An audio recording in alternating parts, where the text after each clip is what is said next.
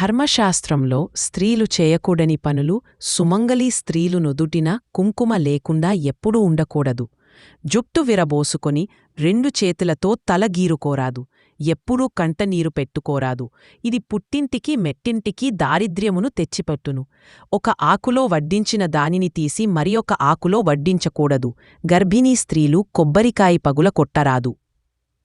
గర్భిణీ నిమ్మకాయను కోసి దీపము వెలిగించకూడదు. స్త్రీలు ఎప్పుడూ నేరుగా గుమ్మడికాయను కొట్టకూడది. ఇది గర్భశోకాన్ని ఇచ్చును.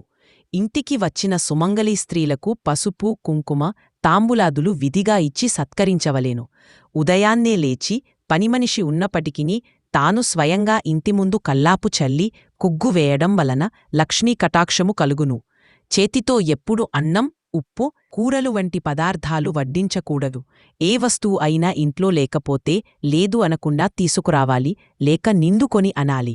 నాస్తి నాస్తి, లేదు లేదు అంటుంటే మనకు అన్నీ నాస్తిగానే అవమని అశ్విని దేవతలు మరియు తథాస్తు దేవతలు కూడా పలుకుదురు.